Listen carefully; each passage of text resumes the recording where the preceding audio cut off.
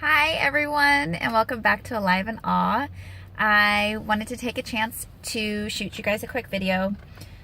First, to say thank you. We reached 200 likes on Alive in Awe page. It's overwhelming and it's exciting and it's a blessing. It's a blessing to be able to share this with you guys.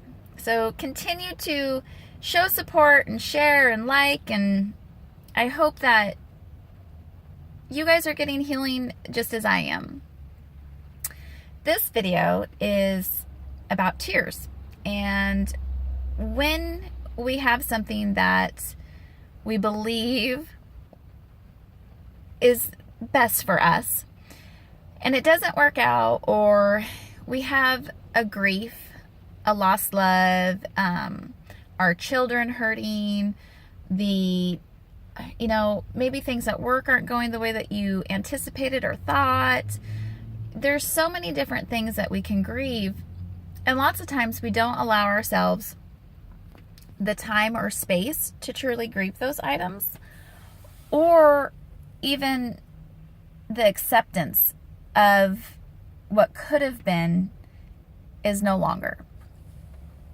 As this journey has begun and different things that I've gone through, tears for me are kind of a big deal. My family is kind of funny in the fact that if you were to ask them, if Becca's crying, if Becca calls you and she's crying, what does that mean? Almost all of my family will tell you something is wrong.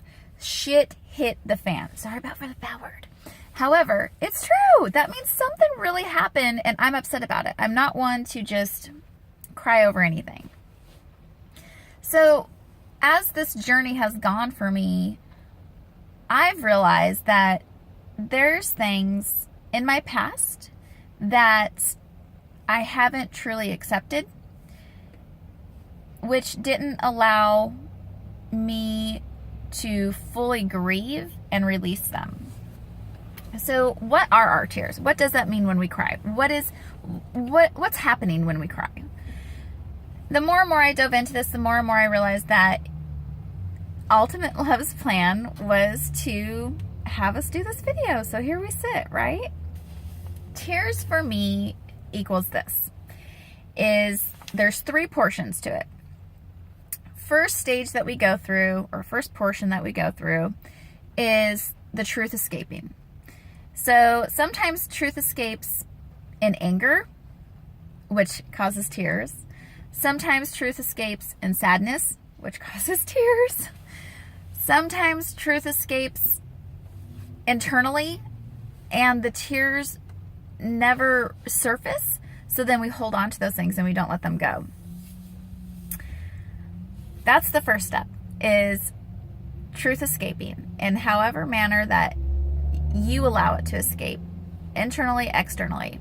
The next step is acceptance of that truth. This, I believe, is the hardest step of the 3 stages to get us to that healing. When we truly accept the truth, not what we've perceived or maybe not what we've thought, but the actual truth of a situation or an outcome, that acceptance allows the healing to begin. When we accept the fact that we've lost a loved one, when we accept the fact that we've lost a job, when we accept the fact that our finances are not the way maybe we think they should be or thought they should be, when we accept the fact that we're grieving over something we wanted and we didn't get, that is when we're able to truly release that suffering and move forward. Growing up, I was told that my tears were a sign of weakness. As you know, my dad was a Marine. He was hard on us as far as, there's an order of things that you follow. I also was the first girl my dad had raised or been around.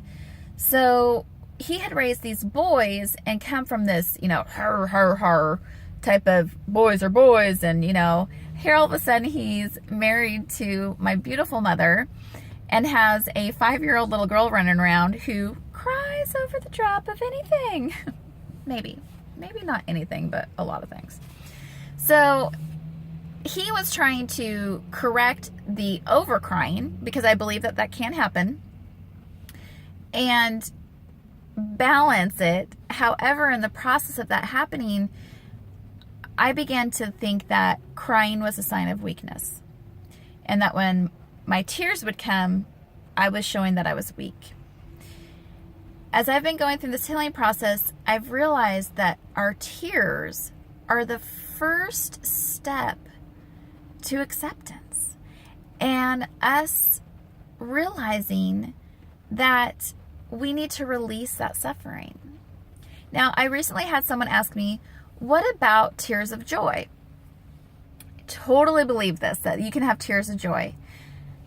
I want you to really stop and think about it, though. When we have those tears of joy, no matter how happy we are about the situation, we are still crying because at some level there is a grief or a suffering that's being released. When I was thinking about this, it made me think back to when my older sister got married. I was in junior high, you know, I was young, and I remember my mom crying, and I thought to myself, what is wrong with her? You know, here my sister, you know, married this great man. They are on their way to their future, and my mother was ecstatic for all of those things to happen. However, she was grieving the loss of her daughter getting older, and grieving a loss of time. And that's a suffering, because she knew that those moments she would never have again. I want to encourage you guys, it's good to cry. It is us ultimately taking the first step to healing.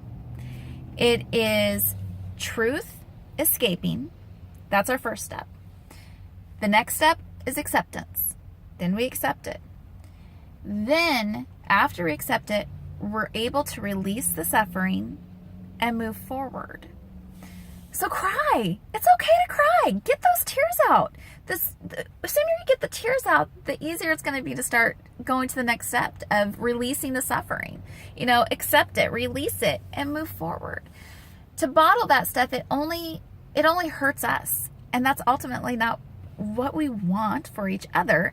However, that's also not what Yahweh wants for us, or your saints, or your angels, Jesus, you know, ultimate love, divine universe, source, however it is that you connect. That's not what was intended for us. So I encourage you guys to shed those tears. Get out there, shed them. It's good, right? Push your pennies. I love ya.